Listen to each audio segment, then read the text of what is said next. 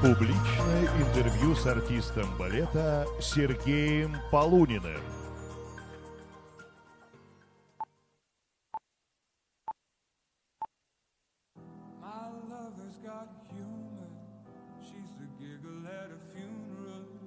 Everybody's disapproval. I should have worshipped her sooner. If the heavens ever did speak, she's the last true mouthpiece. Every Sunday's getting more bleak, a fresh poison each week. We were born sick, you heard them say it. My church offers no absolutes. She tells me worship in the bedroom. The only heaven I'll be sent to is when I'm alone with you. I was born sick, but I love it. Command me to be well. Amen. Amen. Amen. Take me to church, I worship like a dog at the shrine of your life. I'll tell you my sins and you can sharpen your knife. Offer me that deathless death, the good God, let me give you my life. Take me to church, I worship like a dog at the shrine of your life. I'll tell you my sins and you can sharpen your knife. Offer me that deathless death, the good God, let me give you my life. If I'm a pagan of the good time, my lover's the sunlight. Keep the goddess on my side. She demands a sacrifice. Drain the whole sea, get something shiny, something meaty for the main course. It's a fine-looking high horse. What you got in the stable? We've a lot of starving faithful. That looks tasty, that looks plenty. This is hungry world. Take me to church. I worship like a dog at the shrine of your life. I'll tell you my sins so you can sharpen your knife. Offer me my deathless death, the good God, let me give you my life. Take me to church. I worship like a dog at the shrine of your life. I'll tell you my sins so you can sharpen your knife. Offer me my deathless death, the good God, let me give you my life. No masters or kings when the ritual begins. There is no sweeter innocence than our gentle sin. In the madness and soil of that sadly scene, only then I am human, only then I am clean.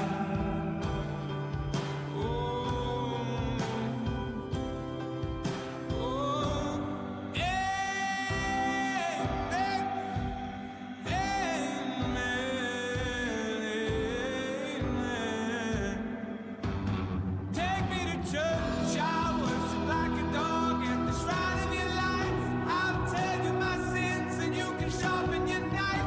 Offer me that deathless death, the good God, let me give you my life. Take me to church, I worship like a dog at the shrine of your life. I'll tell you my sins and you can sharpen your knife. Offer me that deathless death, the good God, let me give you my life.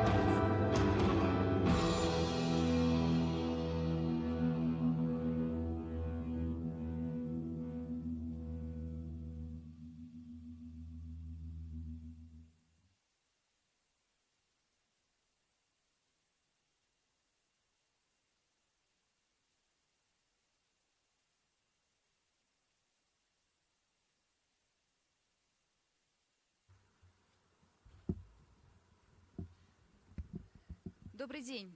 Добрый день, дамы и господа. Спасибо за внимание, спасибо за интерес к нашему разговору. Я надеюсь, что вы сегодня примете в нем активное участие. Человек не думающий, а чувствующий. Такой эпиграф выбрал Сергей Полунин к балету «Сакре». Это цитата Вацлава Нижинского.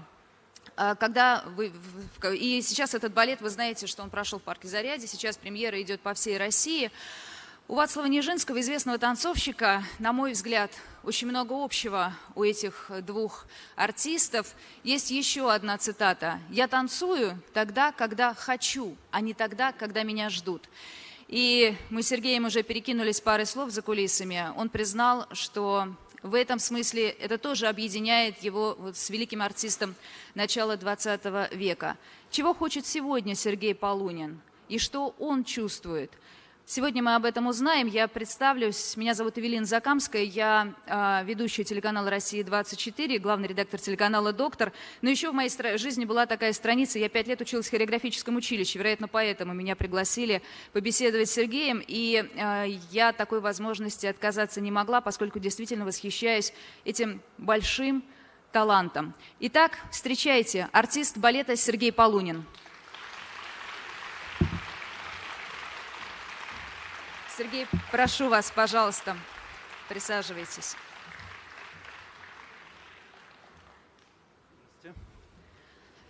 Сергей, а сейчас вы хотите танцевать? И как приходит это желание?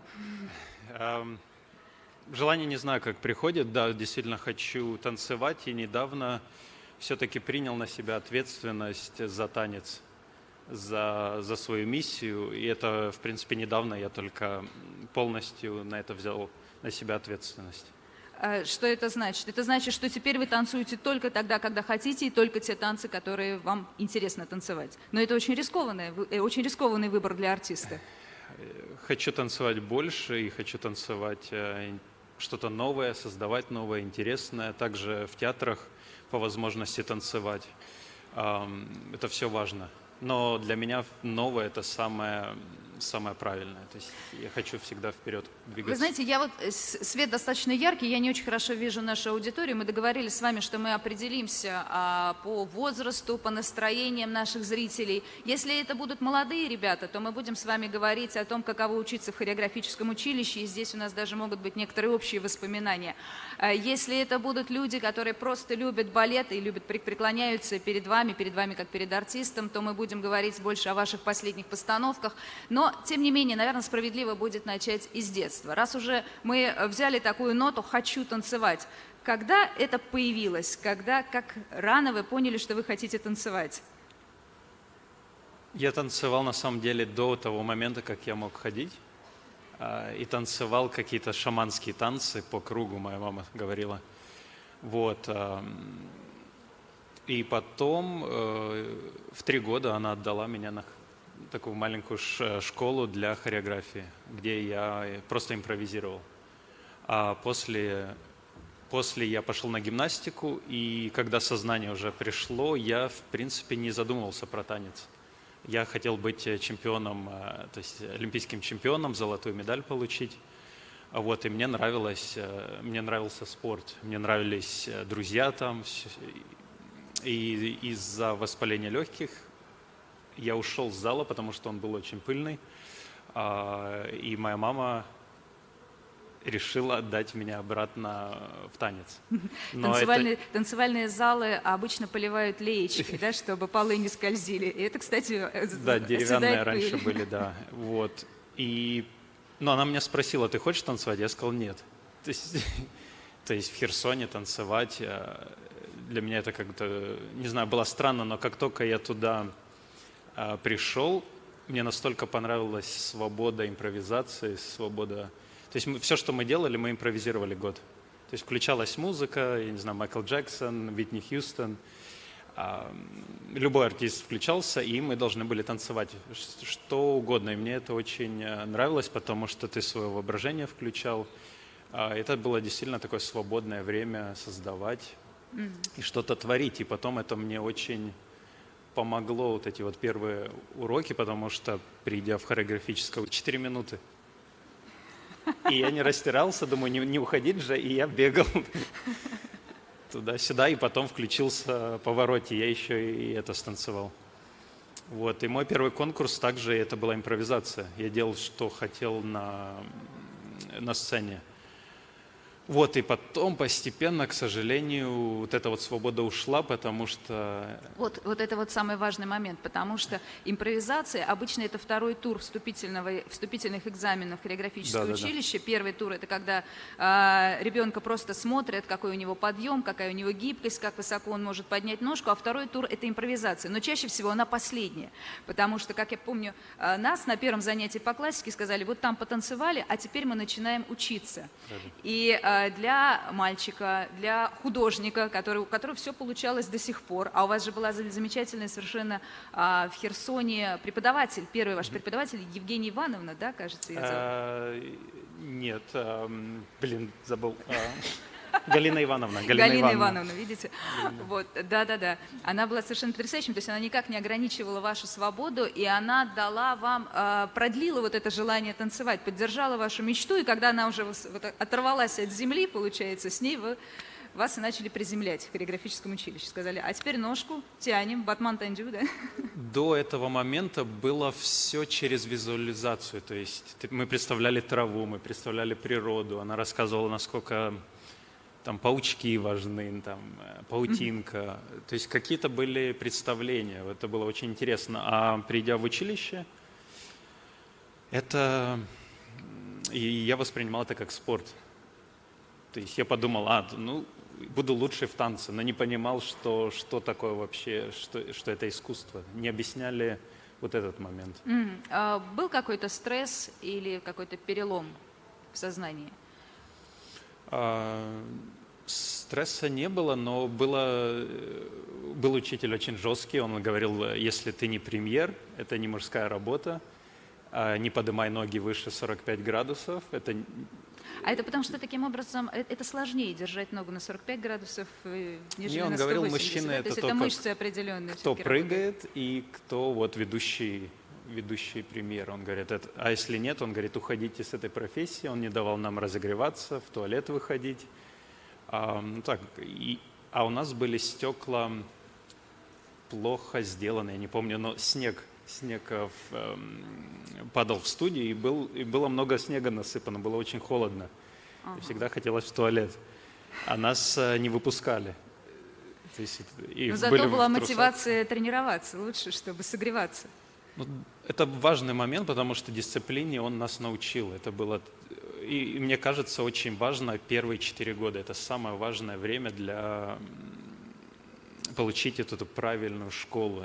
У нас было по Вагановской школе обучение, и я получил базу лучшую, которую я мог получить. И это дало мне толчок к следующему. Еще немножко про первые годы. Интересно, потому что сама их немного помню. Я знаю, что получить в первые 2-3 года обучения 3 за классику, 3 с плюсом, 4 с минусом – это хорошая оценка. Всегда говорили наши учителя нашим родителям, которые волновались и не понимали, почему у моего ребенка 3 по классике. Это нормально. Вы сразу стартовали и стали лучшим? И помните свои первые оценки? 5 не ставили специально. Ставили 4 с плюсом. И тоже я не понимал этого. Обязательно должны были приземлить, немножко осадить. Да, вот так. И меня не допускали к представлениям часто, чтобы не зазнался. То есть почему-то вот эта вот система... И я считаю, что это немного неправильно, потому что мне нравилось, когда меня любили, хвалили, и тогда я старался больше. Человечески вас можно понять, это через положительную мотивацию такой, да, получается. Вот. Артиста надо любить, но кто его в этом, как говорится, кто его за это осудит?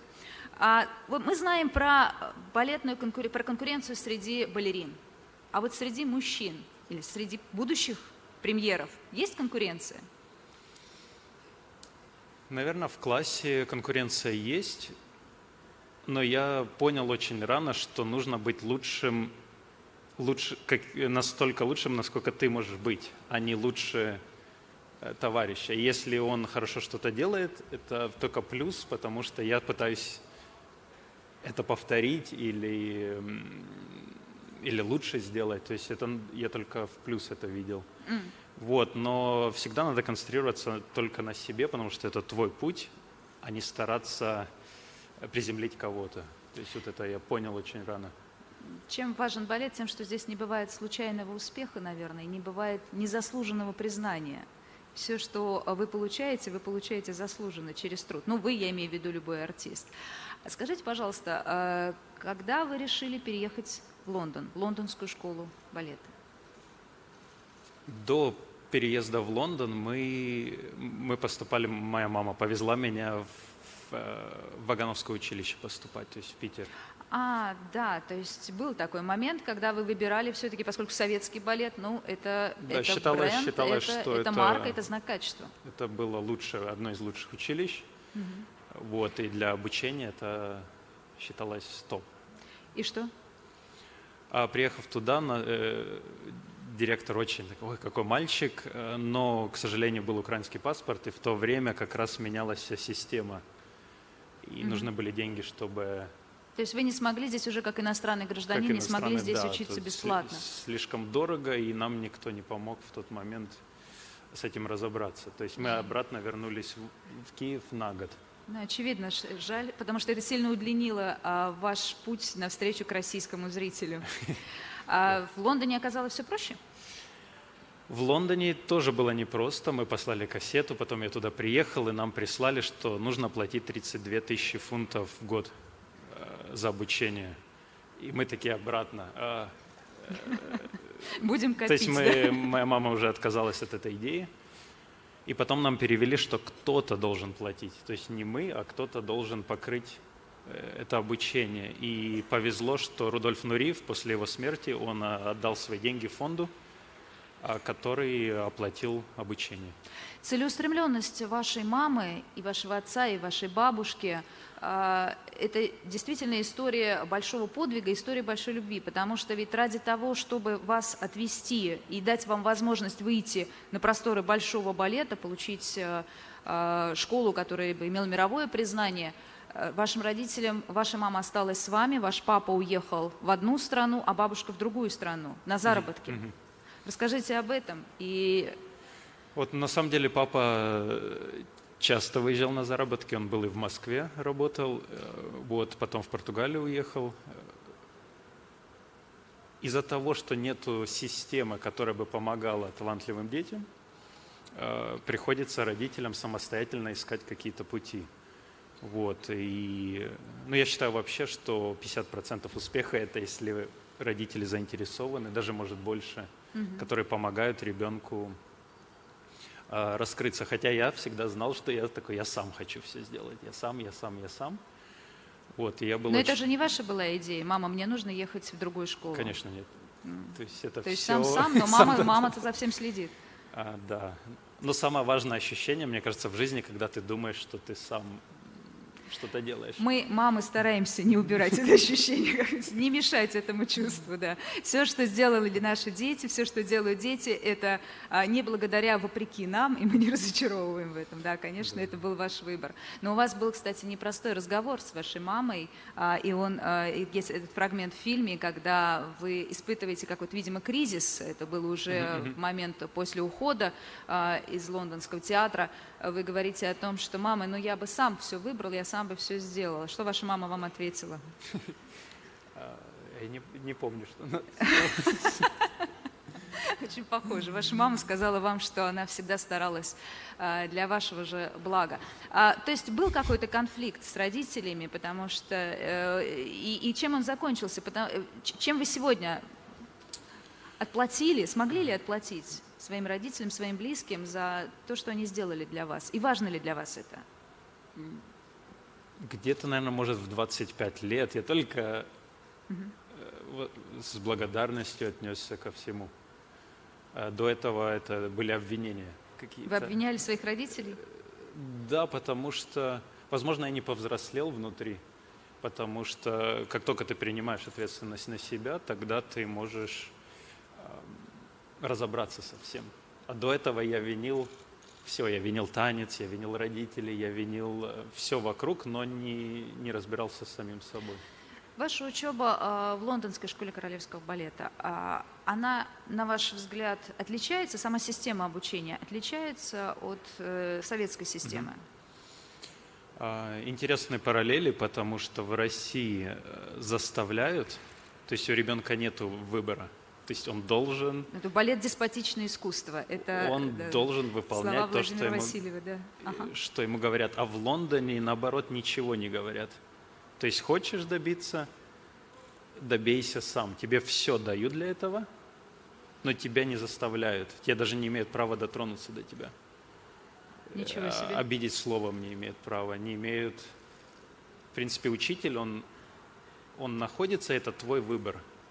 И приехав с Киева в Лондон, я первый год очень сильно начал уходить в минус, потому что меня никто не заставлял.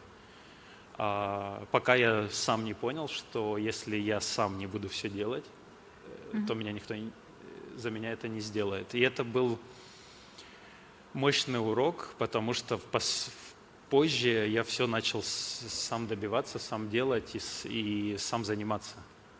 Но в советской школе, в школе советского балета считали, что это вредно даже для ребенка, потому что если там может возникнуть просто неправильная мышечная память, вы неправильно сами себя научите, что-то привыкнете делать, и мне повезло, потом что уже я не переучить. На это, кстати, получил. жаловалась моя Плесецкая часто, которая несколько лет проучилась в Перми во время войны, и потом уже на протяжении своей карьеры она вспоминала о том, что, может быть, вот эти несколько лет были самыми важными, и не хватило чего-то вот в техническом обучении.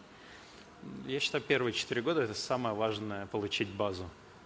А потом хорошо бы научить человека самому добиваться чего-то, искать свой какой-то путь. Все-таки технически сильнее школа в Лондоне или в России? Технически 100% в России, технически она сильнее. Но очень много русских, которые уезжают на Запад, они не достигают того, чего могли бы достичь, потому что их никто больше не заставляет, и у них идет сильный спад. И я многих так видел, что они просто растворялись. Были очень хорошо обучены, все умели, и приезжая на Запад, они расслаблялись. И в театре такая система, что тебя никто не заставляет. Еще один момент, на который я обратила внимание в фильме, но это уже, видимо, связано с тем, что я много с медициной соприкасаюсь, это то, что вы в самом начале фильма, перед спектаклем, употребляете несколько бутылочек с какими-то энергетическими напитками. Мы сейчас не будем там публично рассказывать их состав, поскольку, как говорится, бог его знает, что там, надеюсь, ничего запрещенного. И запиваете это обезболивающим, жаропонижающим средством. Это что было? Это вы так рисковали своим здоровьем или это то, что рекомендуют? Никто не учил жизни. Никто в школе не говорил, как правильно питаться. Я взял обезболивающее, выпил, у меня прошла боль. Я такой, значит, это хорошо. Выйдя на сцену, если я пью энергетик, я лучше танцую. То есть, это хорошо. И потихоньку я набросал столько всего, что я думал, что это правильное существование. Но никто мне не объяснил, что потом будет. То есть не было рядом учителя? Нет, да. Или вы никому не говорили об этом? Это чем-то плохо закончилось? Или как-то плохо закончилось? Ты убиваешь свой желудок, ты убиваешь свое сердце, ты... Неправильное питание. Я с многими танцовщиками встречался, с многими спортсменами, у которых сейчас очень большие проблемы со здоровьем. Потому что в школе им говорят, похудей на 4 килограмма за 3 дня, или тебя выкинут со школы. И человек начинает просто ничего не есть. То есть ему не объясняют, как правильно похудеть, как правильно питаться. Вам приходилось худеть? Приходилось, да. Но это в Киеве, даже больше, когда маленький был. Понятно. Но То мне, есть слава антидопингового Богу, агентства на вас нет, называется. Если бы были спортсменом, знали бы, что пить нельзя. Но это в прошлом. Я так поняла, что вы эту это в страницу прошлом, да, перелистнули. и слава Богу, к 25 годам, мне кажется, как-то все становится на правильные места, мозг соединяется, и ты можешь видеть все правильно. Но это, слава Богу, что я дошел до этого, а многих это печальный исход.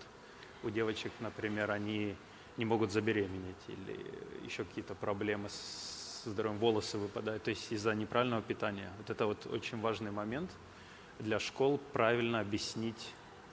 И даже учителя не знают, потому что они с советской системы обучили, когда всех под один вариант, и всем просто говорили там 7 килограмм за неделю сбрось, и все. И у тебя нет никакого выбора, как просто не есть ничего. Я предлагаю обратиться в зал, может быть, появились уже какие-то вопросы, или мы продолжим. Если есть вопросы, пожалуйста, поднимайте руки, да, и можем подойти с микрофончиком. Будьте любезны, пожалуйста, вот в середине зала, в первом ряду. Как будем миксовать наш разговор, прошу вас, представьтесь, пожалуйста. Добрый день, меня зовут Наталья. Здравствуйте. Вы простите, что я сразу перескакиваю, потому что волнуюсь, вдруг мне не достанется времени на вопрос. Во-первых, я хочу вам передать большой привет от многочисленного числа любящих сердец вас, которые смотрят ваши спектакли, слушают интервью с вами и очень заинтересованы в том, что у вас все было замечательно. И в связи с этим вопрос. У вас невероятные данные от природы, и очень хотелось бы видеть вас в классическом репертуаре. Известно, что скоро у вас будет в балете «Спартак» спектакль в Мюнхене. А вот не собираетесь ли вы увеличивать свой репертуар в этом плане? И есть ли какая-то роль из классического репертуара, которую вы хотели бы сыграть, станцевать, прожить, но это еще пока не получилось? Спасибо, удачи вам. Спасибо. С любовью. Спасибо, Наталья. Пожалуйста, да, какая роль в классическом балете для вас желанна? У меня стоит, я не знаю, это блок или верность. Я очень хорошо отношусь к Игорю Зеленскому. Об этом, да, это известно. И И- есть за и что, я- правда ведь? Это был человек, который Да. поддержал вас в России, в театре Станиславского, Я не пригласил. могу, то есть я только могу работать, когда он директор. То есть у меня Хорошо, много когда можешь вариантов выбирать, было, да. но я не могу переступить этот порог, чтобы где-то еще станцевать. То есть для меня это, не знаю почему. Но вы станцевали в классических балетах достаточно много, когда и в то время, когда были в труппе Игоря Зеленского. Станцевал, да, я все, в принципе, станцевал. «Спартак» — это тяжелая работа. Что бы хотел станцевать, может, «Ромео и Джульетта». Такой. Причем никогда до этого не хотел, а сейчас как-то она у меня в голове. Какую Какой партию? в «Ромео и Джульетте»? Интересное Джульетту, конечно. предположение. Да. Вот, но, возможно, что-то я новое, даже да. сам создам этот балет. То есть у меня есть сейчас разговоры с одним хореографом. Вот. Мне интересно новое делать, мне интересно куда-то двигаться. И если Игорь придет в Россию в какой-нибудь театр директором, я с удовольствием станцую классический балет. Когда вы поняли, что ставить балет – это ваше? То есть вот насколько это… Путешествие, когда я ушел с королевского балета, я не знал, что такое артист и что такое создавать что-то. Я начал путешествовать, я познакомился с Дэвидом Ле Шапелем, как раз вот, которое видео вы видели. Я на него смотрел и понимал, что такое артист. То есть он ходил, что-то создавал, он не был привязан к… Но он фотограф ведь? Он фотограф, но он еще и фильмы делает, он еще и рисует. То есть он- это не хореограф, потому что постановку он не танец хореограф, ставил ваш но друг. вся идея это его. То есть как это будет выглядеть, музыку он нашел. Но видя его, я даже понимал, что еще ему нужно делать. То есть я понимал, что у меня какой-то есть дар, видение, как раскрыть артиста больше, что ему можно дать еще. И понял, что нужно делать платформу для артистов, где бы они могли коллаборации делать и создавать. То есть танцовщики, дизайнеры, Дольче Габбана, я познакомился, и я знаю, что им нужно делать. То есть у меня есть прям видение, Любит советовать. какой спектакль им бы хорошо на сей момент сделать. Вот, и им тоже это интересно, потому что, да, они делают фэшн, вот куртка Дольче Габбана, она крутая. Ну, Но- сейчас сделали рекламу. Но как артисты они могут намного больше сделать. И Дягилев, например, он вот именно этим занимался, он соединял интересных артистов Это продюсер, да. и такой давал совет. возможность артистам создавать какие-то спектакли, какое-то искусство, которое многие года теперь все смотрят. Тот же Дэвид Ле Шапель, он смотрит на Нижинского, и это его вдохновляет. То есть его образы, его костюмы, его поведение, его позы. И это очень важно, потому что… Вы видите пересечения или параллели с вашей судьбой и судьбой Вацлава Нижинского? В принципе, не видел никогда и не чувствовал его до того момента, пока не станцевал его. Сакре, да? Сакре, да. И выйдя, я танцевал, где он жил, в Швейцарии. В тот момент, когда война шла, и в тот момент, когда его забрали в психиатрию, я его ощутил вдруг, танцуя на сцене. То есть я абсолютно ощутил сущность человека, я ощутил, что такое время, что есть цикл чего-то. Я подумала об этом, потому что Вацлав Нижинский тоже после ухода из труппы Дягилева стал ставить балеты, и они далеко не все были успешными. И вот здесь возникает важный вопрос, как бы без ассоциаций, но тем не менее, а вы готовы к неуспеху? У меня много Ведь неуспеха. он обязательный на пути художника. Ну, этот неуспех, ну, там, нога подвернулась, ну, не станцевал, еще что-то. Но вы все-таки понимаете, что за вами стоит хореограф, за вами стоит постановщик, за вами стоит большая машина, которая создает спектакль. И я, наоборот, поменял свое мышление, и я хочу ошибиться, то есть я хочу допустить ошибку. И таким образом ты перестаешь бояться. Вот, но да, к идеала нет. Да, вот эти ошибки, это то и есть создавание чего-то. То есть нужно любить это. Вы как-то сказали, что любите журналистов, но не любите критиков, потому что вам не нравится, когда вот это, видимо, искусство препарирует как лягушку на операционном столе. Я считаю, что искусство — это просветление, это что-то духовное, это что-то важное для нас в жизни, и люди должны прийти, не судить эту икону, да, не судить эту картину, а почувствовать что-то. Икона — это вы о себе или об искусстве? Нет, когда ты приходишь в храм, ты же не судишь икону. То есть ты к ней подходишь, ты что-то чувствуешь, что-то ощущаешь. Также и спектакль. Ты должен почувствовать, ты должен взять что-то для себя. Если ты ничего не чувствуешь, не приходи. То есть иди к другому артисту.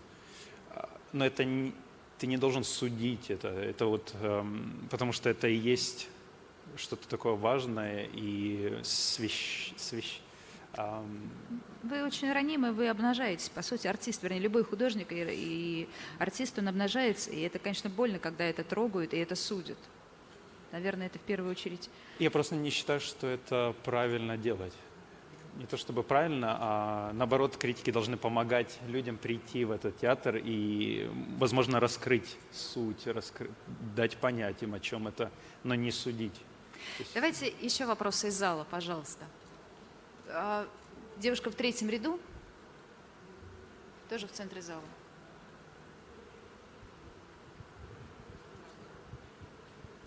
Добрый день, меня зовут Евгения, и у меня вопрос по поводу вашего проекта «Полунин». Расскажите, пожалуйста, какие у вас ближайшие планы в рамках этого проекта? И еще один вопрос, связанный с этим же. Планируется ли выступление на балетных представлениях в рамках этого проекта под аккомпанемент живого оркестра?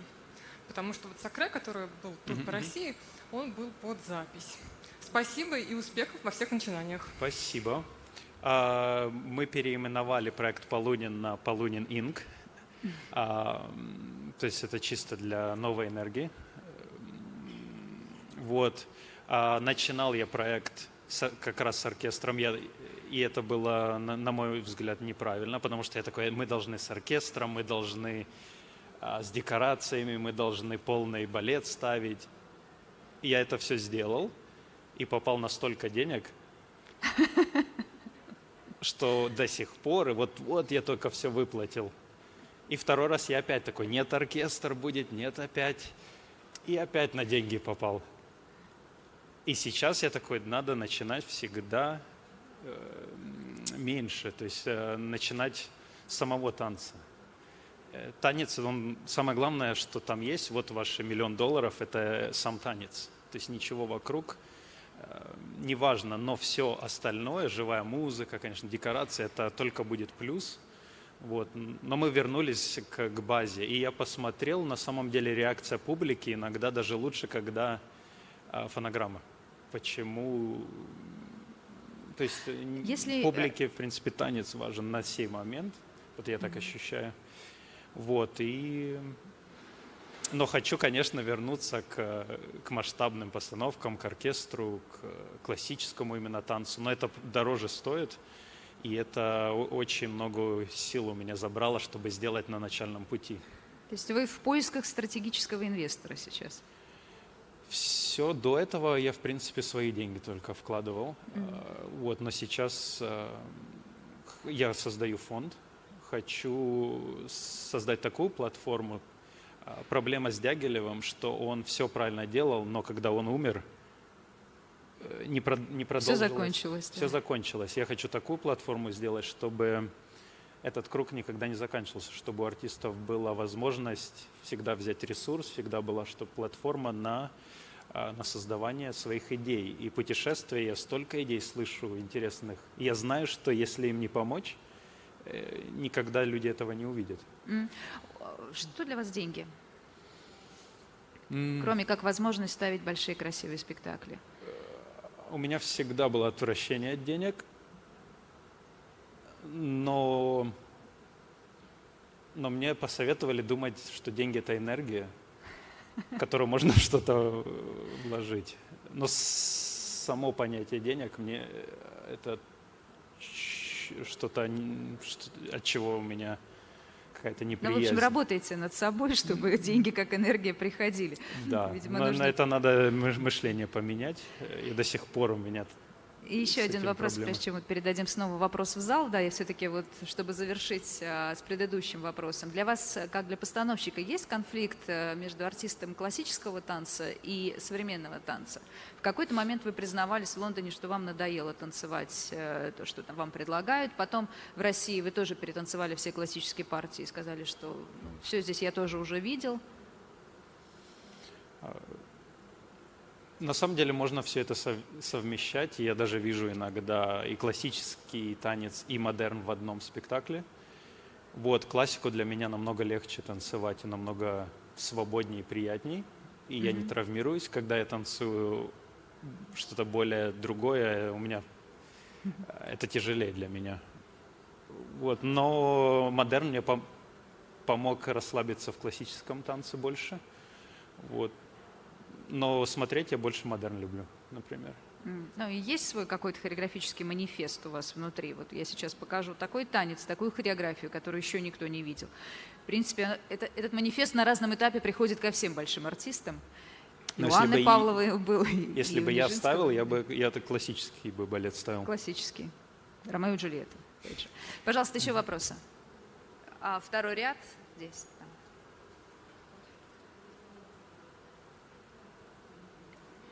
Добрый день. Сергей, в своих интервью вы говорите, что самое сильное чувство для вас – это любовь.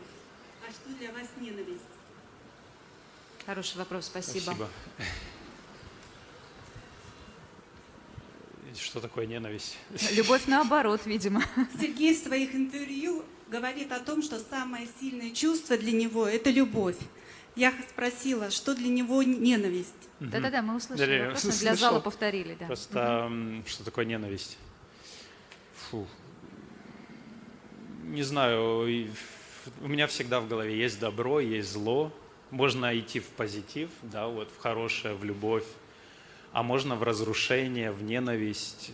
Когда у меня чувство ненависти, я просто разрушаю весь мир. То есть у меня вот это вот слушайте, бурлит. вот эти вот ваши истории, да, которыми пестрели, заголовками, которые пестрели лондонские газеты в свое время, о том, что вы талантливые, но беспокойные, это я самые мягкие заголовки привожу. Это было что? Это было от любви или от ненависти? Точно не от любви. То есть чувства, в принципе, знакомы. Вот, но у человека есть всегда выбор. Ты пойдешь... То есть мы кто, да? Вот мы вот эти маленькие частички ничего. Мы стремимся или к Богу, да, к небесам. Тебя делает это вверх. Или мы в темноту, и вот твой диапазон вырастает. И тогда появляется или глубина, или высота. Вот, артист иногда очень интересно, когда у него и туда есть диапазон, например, такой, когда для Шапель, у него вот эти две грани очень видны. Вы хотите сказать, что темная энергия тоже нужна, она подпитывает, да? Я не уверен, какой-то что талант? она нужна, я хочу... Ну, в таланте, Я вообще творчестве. у меня был какой-то момент, когда я думал, что нужно любить и плохое, и хорошее. И пообщавшись с многими людьми, они сказали, выбери одно что-то, не оставайся между. И я все делаю, чтобы как бы выбрать только хорошее, только добро. И это на самом деле намного сильнее. Это те же люди, которые дают советы про деньги. Нет, разные. Это важно. А кто для вас авторитет в жизни? Как быстро вы становитесь другом? Как быстро для вас можно стать другом? И кто для вас становится авторитетом? Друзей, на самом деле, немного. Я долго, например, с Дэвидом Ле Шапелем, я 3 раза с ним работал, 3 раза я с ним вообще не разговаривал. Только через 1,5 года мы заговорили первый раз, и он говорит, я думал, ты по-английски не говоришь. А я говорю, а я думал, ты меня не любишь, как бы не нравишься тебе. И долго вот этот момент приходит. Но когда я полюбил человека, это навсегда. Авторитет Дэвид Ле Шапель, Игорь Зеленский. То есть какие-то такие люди интересные, от которых я что-то могу научиться, взять, доверять. Еще вопросы? Пожалуйста, вот дама в 3-м ряду слева. Да, я помню. С этого края, пожалуйста.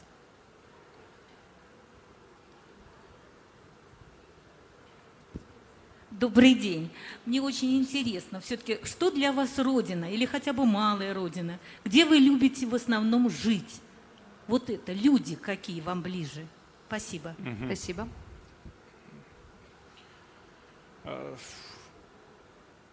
Сложный вопрос, но, наверное, почему-то вот в России, вот эта вот область, где Россия, это ближе. В глубинке, да? Херсон, может, Украина тоже очень близкая. Но Россия почему-то у меня в голове всегда была близка. И я всегда ее любил, но приезжая, например, в Англию, я тоже людей люблю там, у меня тоже культура близкая. Но это другая чуть-чуть культура. Они все Вам равно... вообще легко привыкнуть к новым условиям, к новой культуре, к новым людям? Легко, да. В первый день я уже привыкаю, и я на самом деле ощущаю очень людей, и о чем они заботятся, какая у них боль вообще в масштабах нации. То есть я очень сильно ощущаю это. Вы сейчас ездите с гастролями, представляете ваш новый балет «Сакре» в регионах в России. Получается, вы там не были никогда, да? Вы же в детстве не были в России практически. Не был, да. Не. Вот. Интересно поездить по России, мне это нравится, и открываешь для себя, тут город, и тут красивая природа, и тут... Когда я на самом деле делал документальный фильм, я был в Новосибирске, и одна из моих идей, почему я хотел документальный фильм, чтобы показать, что в Новосибирске красивый город, что тут не только снег, что тут театр есть. То есть у меня важно показать красоту. То есть под воздействием английских стереотипов долгое время находились, да? Потому что в России снег.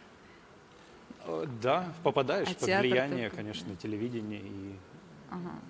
Как вы выходили из-под этого влияния? И какое самое сильное, скажем так, разочарование или самое большое открытие было после приезда из Лондона в Россию?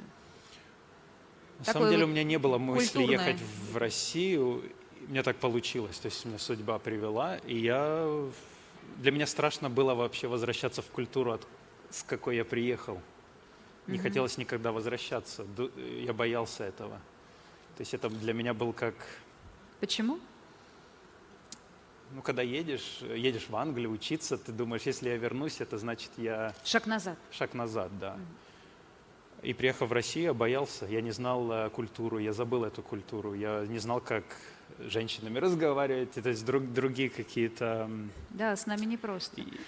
Я не знал, как с продавцами разговаривать, то есть тут не улыбаются люди, например, так часто. И для меня это было странно. Я 1 год я взял на то, чтобы просто культуру выучить. Научиться разговаривать с продавцами и с женщинами. Да, и потом понял... что проблема во мне, а не в культуре, и я полюбил людей. И в России люди добрее, я считаю. Еще вопросы? Пожалуйста. Да, вот молодой человек.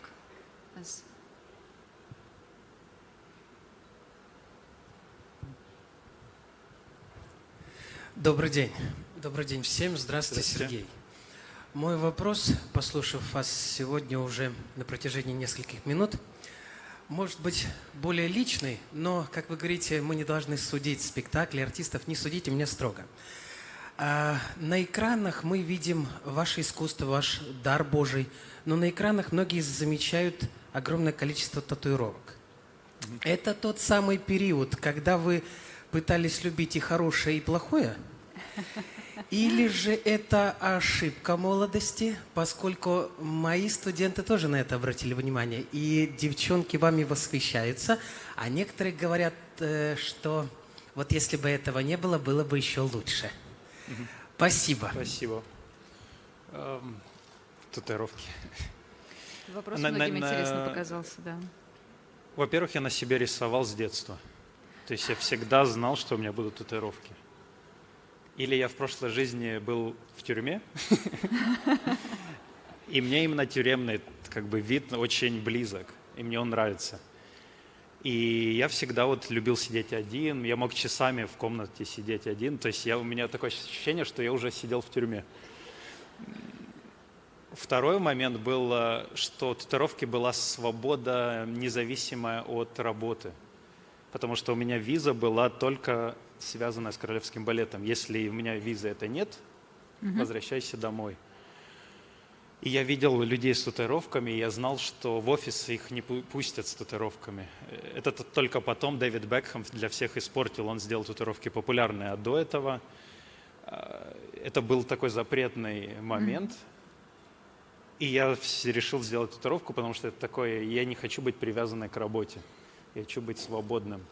И я любил людей, у которых на лице татуировки. Это самые свободные люди для меня были. Вот я сделал, и сразу собрали весь театр, запретили их делать. И я такой, И я сразу же сделал еще. Вот.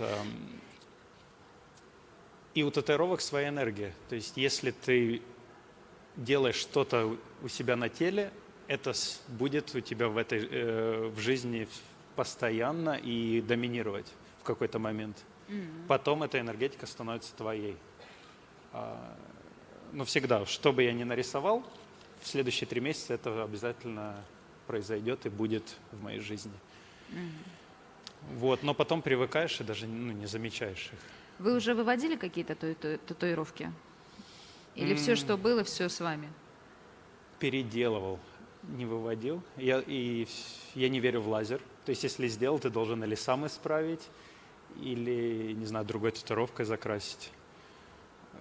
Как быть с тем, что выражение лица некоторых портретов со временем изменится? Нет, не... Закон гравитации. Нет, да, мне говорили, тело постареет, татуировки будут некрасиво, а для меня лучше смотреть на старое тело с татуировками, чем просто на старое тело.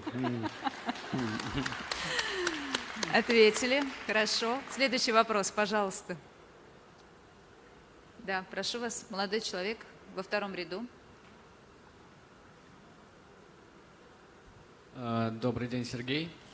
Скажите, пожалуйста, а кто отвечает за медицинское обслуживание во время тура? Спасибо. Я этого человека не видел, но есть всегда человек, который должен присутствовать, если при случае травмы, если нужен массаж. Многие это массажист обычно, или в определенных театрах есть свой человек. Но я стараюсь ничего никогда не делать. То есть я по жизни так иду, я никогда к физио не хожу. Но сейчас, мне кажется, я стану ходить, потому что больше и больше травм. Но еще один момент, что иногда в театрах даже нету физио. То есть когда танцовщик травмируется, его те же самые танцовщики садят в такси, и он сам едет в госпиталь. То есть есть такие случаи, где в театрах нету медицины, помочь танцовщику. Это тоже важный момент обратить чтобы всегда присутствовал этот человек. И у меня есть всегда вот такой один человек. Вы сказали, мы с вами поговорили немного о ваших планах как постановщика, а ничего не сказали о планах как преподавателя. А это тоже вы хотите быть причастными к этому, к тому, чтобы обучать детей, к тому, чтобы вы что-то видите необходимое, что можно поменять в системе обучения или дополнить? Во-первых, когда я учился, я думал, ой, если ты учитель, значит, у тебя что-то не получилось. И я думаю, никогда не хочу быть учителем. И потом случайно я дал один урок. И я понял, насколько меня это осчастливило, и насколько это... Я самый счастливый человек был именно, когда давал урок. То есть мне не так нравится танцевать, как преподавать. Маленькие дети? Дети какого возраста? Без разницы. С кем легче? Когда ты преподаешь, у людей глаза, которые хотят впитать, и ты знаешь, что ты им можешь помочь. И когда ко мне приходили артисты, уже состоявшиеся, давать урок, я запоминал это на всю жизнь, даже один урок. И я понял, насколько это важно, и стараюсь перед каждым представлением дать урок. Мастер-класс. Мастер-класс – это такое начальное, что мы развиваем. Я еще об этом не говорил, я стал художественным руководителем. Будет строиться новая балетная школа в Севастополе. Вот, это такой новый шаг для меня. Я посмотрю, как образовательная система будет строиться. Вот, я буду частью этой системы. Я не помню, в Севастополе есть хореографическое училище, было или это отдельно где-то будет Сейчас строиться? это будет новое, все новое будет, да. А это значит, что ваши отношения с Украиной еще больше осложнятся? Я надеюсь, нет. Ну, хуже уже некуда. И да, меня куда могли внесли, но я надеюсь, что будет улучшаться. Сейчас, мне кажется, что-то меняется в Украине, все как-то, даже во Львове, говорят, почему мы не дружим с Россией, то есть все улучшается, я считаю. У вас там остались друзья, с кем вы общаетесь? Да. Давайте поддержим эту надежду. У вас остались друзья, с кем вы общаетесь, с кем вы не прерываете связи? Родственники все там. Вот, и бабушки, папа, мама. То есть, конечно, хочется туда приезжать. Вот. Еще вопросы? Пожалуйста. Третий ряд. Молодой человек.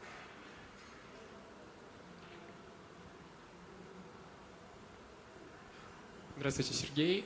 Скажите, пожалуйста, как проходят ваши тренировки, чем вы занимаетесь, кроме станка? И вот такой вопрос. Лучше было бы показать, но придется рассказать словами, на пальцах объяснить. Да. Когда я просыпаюсь, еще до того, как я проснулся, я сразу начинаю станок. То есть станок весь делаю, час урока. Это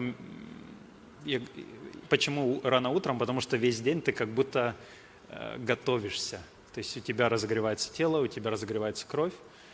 И ты, в принципе, приготовление чего-то, то есть ты ощущаешь. То есть очень важно это утром делать, а не вечером. Вот. А когда представление, я могу в джим чуть-чуть покачать руки, отжимаюсь. То есть, ну, немного. То есть я никогда так на 1000% ничего не делаю, чтобы не травмироваться. Мне главное на сцену выйти. Лучше я там выложусь на 1000%, чем я травмируюсь при тренировках. Вы экзерсис вот этот сами для себя разрабатываете, или он у вас остался какой-то вот еще со времен лондонской школы? У меня очень легкий, то есть я все делаю максимально просто, но по книжке. То есть тандю, ЖТ, Гранд Батман, да. То есть все просто по книжке, все прошел за час, даже 45 минут. И это мне достаточно. Да, станок 45 минут. Знаете, когда я встретилась, уже будучи взрослой, со своими одноклассницами, которые стали артистками балета, я вдруг с ужасом поняла, что у меня дома тоже есть станок, и я тоже делаю какие-то утренние упражнения, но вдруг я поняла, что то, что я делаю по желанию, когда просто эти люди делают каждый день, не пропуская. То, что для меня осталось где-то в далеком детстве, люди делают, не пропуская ни дня. В вашей жизни были дни, когда вы не делали станок? И что это должно быть? Очень-очень редко. И мне повезло, я бы всем посоветовал иметь какую-то структуру в жизни. потому что иногда в жизни хаос, а у меня всегда есть урок и станок, к которому я могу возвратиться. Это как медитация. То есть я правильно поняла, что вот там, где вас снимали спящим на вечеринке с разрисованным лицом, на следующее утро Сергей Полунин вставал к станку Вот и что бы ни делал происходило в тандю-фондю. жизни, ЖТ. заболел, голова болит, то есть плохое чувство. Ты А голова должен- болит, да, после такого-то, да? Ты должен встать, сделать станок, и все проходит. То есть любое. Вот рецепт здорового образа жизни от Сергея Полунина. И представляете, какой это стержень. Это не только физический, но это и нравственный стержень, когда ты знаешь, что будет завтра и что-то через что ты должен пройти. Да, но это помогает, потому что если это не сделаешь, у тебя плохое состояние. То есть У нас заключительный вопрос, пожалуйста, если есть еще в зале желающие. Вот так даже. Давайте 3 вопроса. 1, 2, 3. Пожалуйста, вот.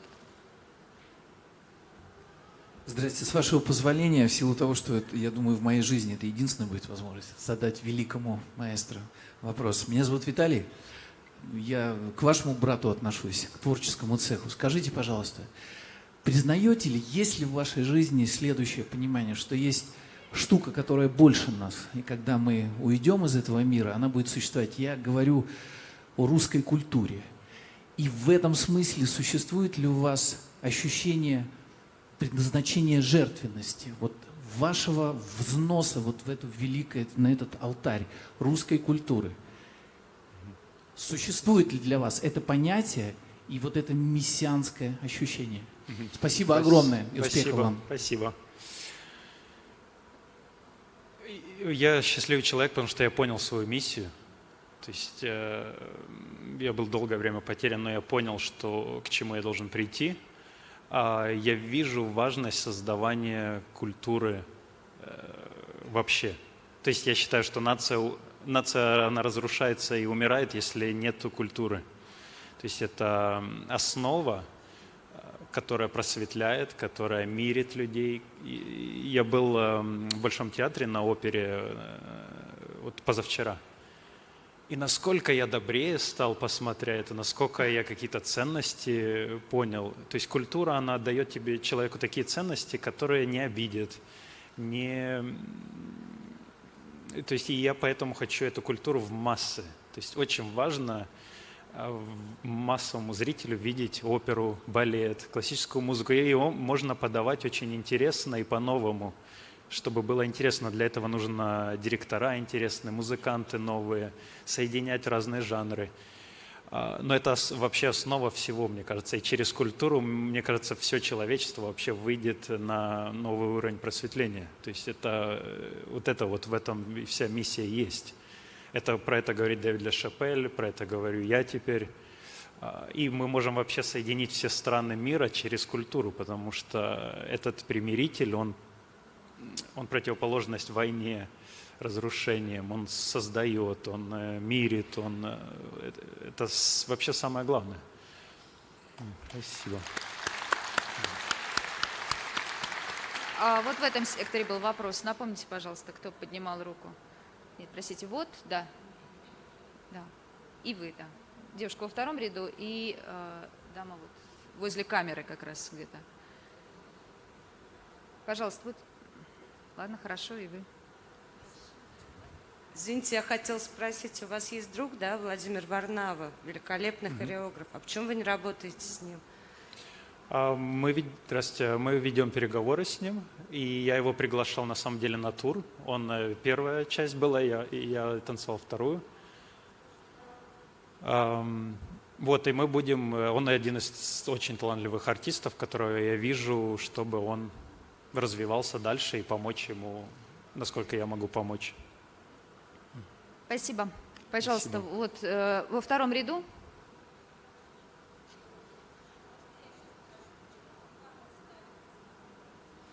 Почему он для вас не ставил? Да? Мы ведем переговоры. То есть он будет в будущем, у нас есть проект, идея, что он будет делать. Угу. Спасибо. Пожалуйста, еще у нас один вопрос был. Вот дама во втором ряду. Да, я вижу вас. Дайте, пожалуйста, микрофон.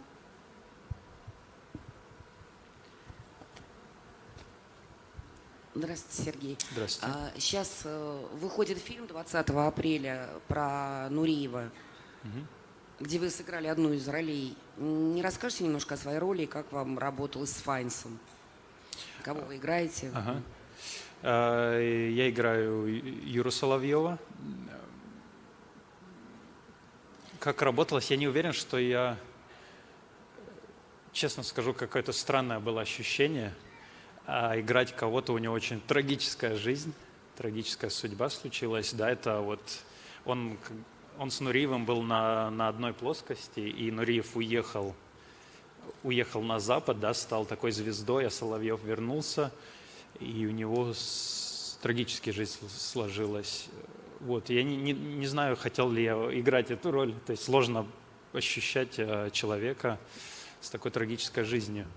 Но он был очень хороший, добрый человек, и я таким его хотел показать, настоящим мужчиной. Вот. А как с Ральф Файнсом работалось, у него очень сильная харизма, и он очень великий актер сам, и когда он тебе показывает, ты просто счастлив, что он тебе что-то показывает, потому что ты смотришь эту харизму близко. Вот. Но работалось тяжело, потому что я танцевал в этот момент, то есть я перелетал с Сербии в Мюнхен, танцевал, потом на машине 9 часов, чтобы успеть на съемки, опять летел, выступал.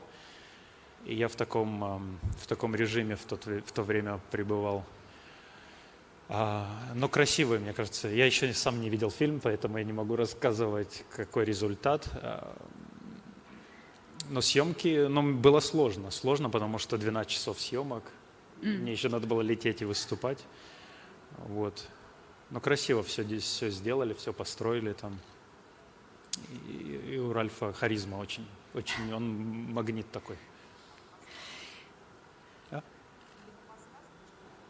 Подсказывали ли вы ему что-нибудь? Как ему надо снимать кино? Нет. По балету я немного помогал. Не, у него было свое видение, в принципе. И он, в принципе, мне не так сильно много чего говорил. То есть у нас такое было уважение друг к другу. Я занимался своей работой, он своей. Вот. Но я бы не сказал, что я ему помогал. Работа в кино понравилась? Это совсем другая работа. В кино, да. Мне же чем нравится, она никогда не повторяется, каждый день новый. Ты приходишь, ты можешь сонный, в 5 утра, ты заходишь, и у тебя тут турецкая станция. И там с какого-то года. И мозг не успевает понять, где ты, что ты. Тут куры летают, да, вот какие-то... На следующий день приходишь, что-то совершенно другое. То есть вам постоянно нужен вот этот поток впечатлений, как вы говорите, чтобы не было скучно. И это здорово, да.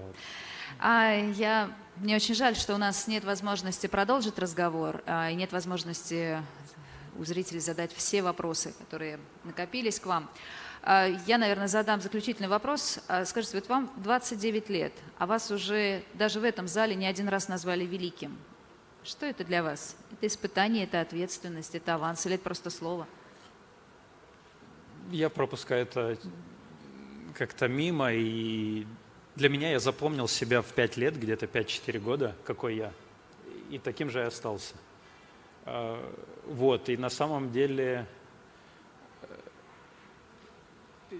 да, про себя я думаю, просто вот тот мальчик, который был маленький, просто для чего все нужно, ты исполняешь свою миссию какую-то.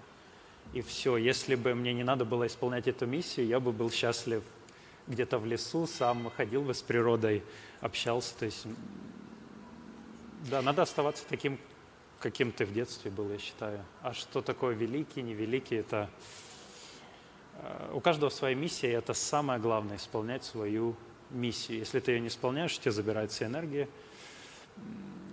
и ты... То есть это самое главное, что в жизни, мне кажется, есть, твоя миссия. Я желаю, чтобы у вас это получалось и дальше. Большое спасибо. Спасибо вам. Сергей Полунин. Спасибо.